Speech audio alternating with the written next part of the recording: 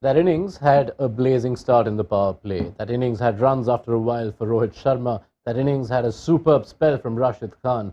But above and beyond everything else, that innings had Surya Kumar Yadav.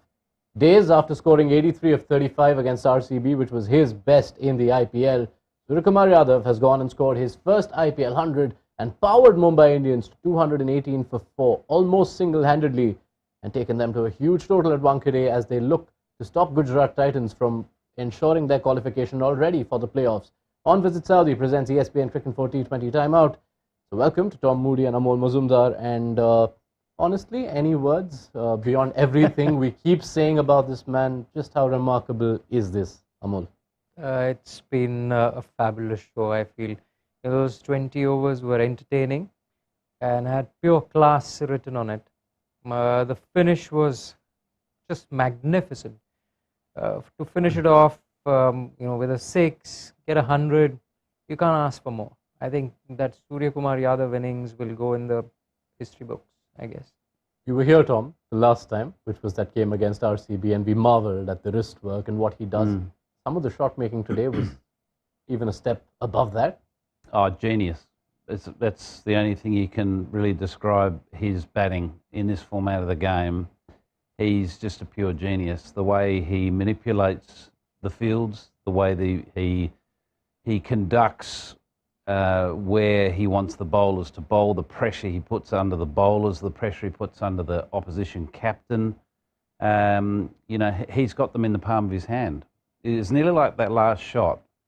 You could read the play. You could sort of sense that he was going to do that. And even though the bowler may have even thought, he might sweep this, but also in the bowler's mind, he's thinking, well, he's just earlier in the over hit me straight over mid-off for 6. He's got so many answers to so many different deliveries. He's near on impossible to bowl to. I think he's a great calculator, I feel.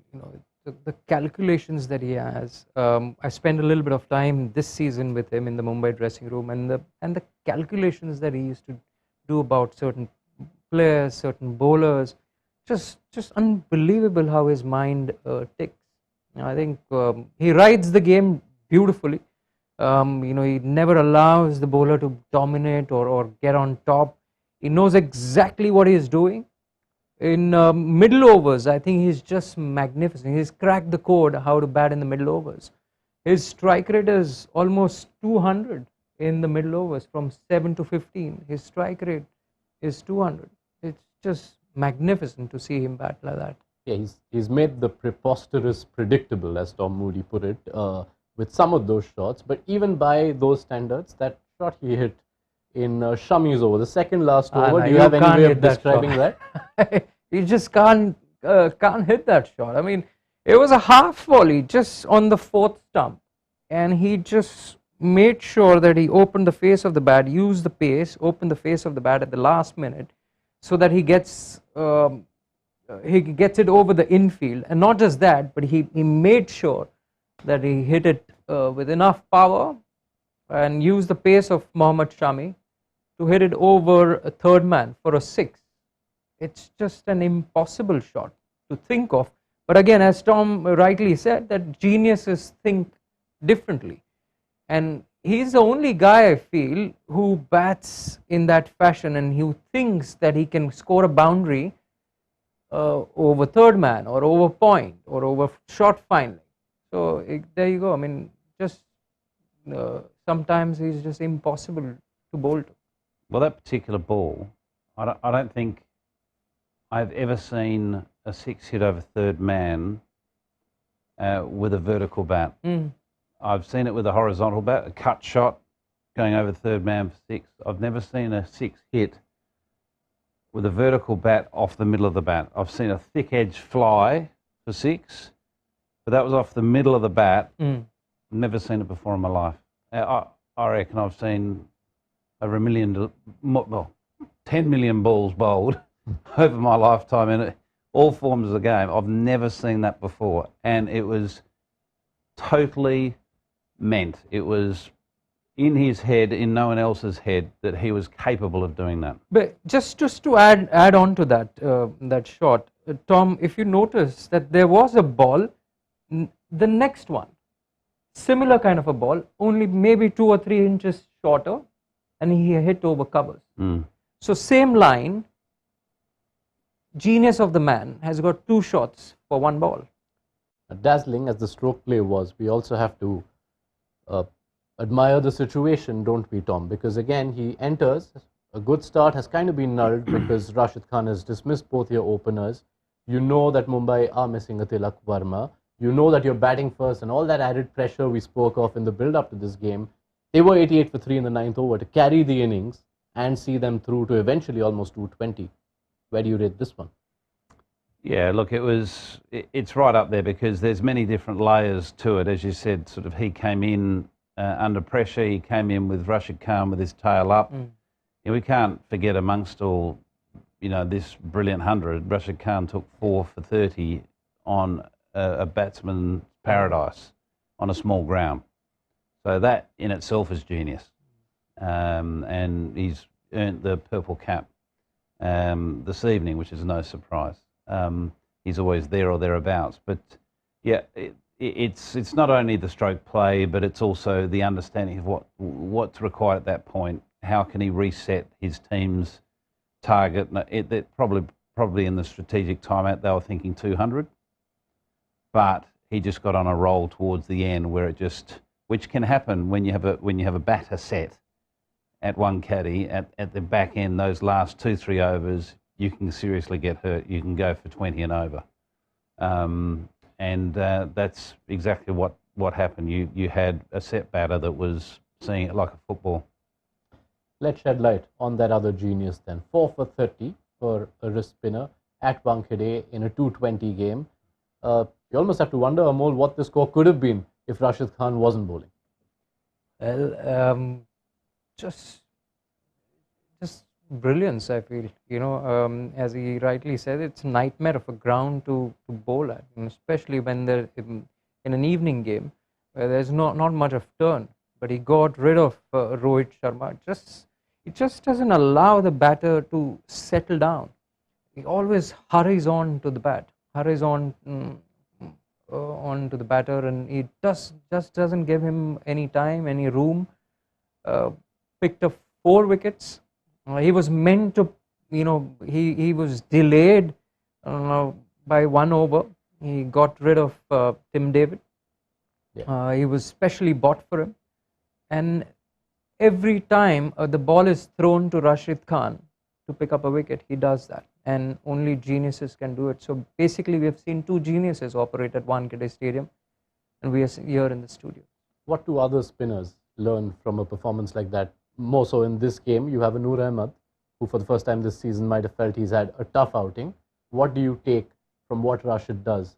Of course, there's a difference in skill, but just in terms of what he's executing. I think for both Surya Yadav and Rashid Khan, from a batting perspective and a bowling perspective, you can learn a lot, but there's a gulf between you and them because that they are the 2 best with bat and ball in T20 cricket in the world. I think that's hard to debate. I'd like to have the debate if there is a debate. They are special cricketers. What you learn, and I suppose what Piyush Chawla can learn and the Mumbai spinners can learn is the lengths, the pace that Rashid bowled. You're certainly not going to replicate what he bowls, but just identify what length was difficult, what pace seemed to be difficult. There appears to be a little bit of dew because I saw quite often the fielders were using a towel just to wipe the ball down, so they've got the challenge of the dew. What does that mean? That also has a meaning to the length that you need to bowl. You need to bowl fractionally shorter when there's a little bit more dew because the ball will skid on. So all those subtle adjustments, and that's what will happen in this 20 minutes in the break, where the bowling coach will be talking to each individual just around what their role is, reinforcing what that is. They've got 24 balls. They need to own those 24 balls. They need to understand what fields they need, have the right fielders in the right positions. We know at Wankhede, if you've got some tall fielders, you need them straight. All those little 1%ers is going to enable them to be able to protect that total. And they'll need to, because it's going to be, even though it's a good total, I think batting, chasing that down is very, very possible. I don't think the game is over yet. Yeah. There's, a game on hands, I feel. Yeah, and who knows, come the end of this, we might look at that Rashid Khan spell, because you look at the other 16 overs of that innings, Mumbai Indians scored 188 for 1, which is why I do want to ask about some of the bowling plans. Did you find it a little surprising to see Mohit Sharma get 2 overs in the power play? He's only bowled 1 in the power play over the rest of this season so far. That's only because I feel Hardik Pandya did not bowl. Also, Alzari Joseph bowling all his 4 overs. Some at times, you tend to see Alzari Joseph maybe bowl 2 overs, and then Hardik Pandya bowls those 2 overs, especially in the power play, and they keep Mohit Sharma at the back end. But that didn't happen. Bit surprised why he hasn't bowled. Maybe he's carrying an injury, or we don't know. We can speculate that, but that was only because of Pandya not bowling his quota of overs.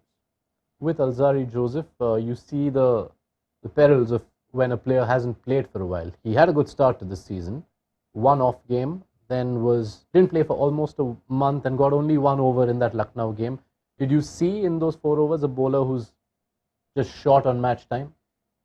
Possibly, but I also thought tactically they got that wrong. I thought Alzari Joseph should have bowled with the new ball, and Mohit Sharma should have resumed his usual position as the middle overs and death overs bowler, which he's done so successfully.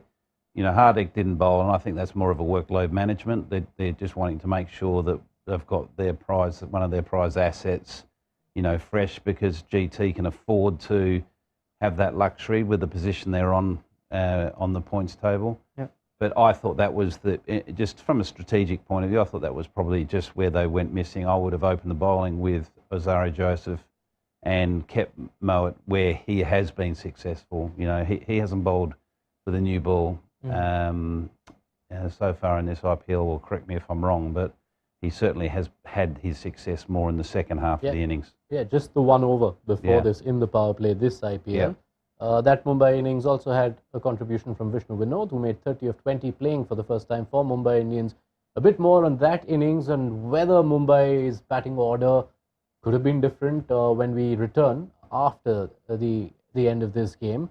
You've teed up that it's not necessarily a safe score.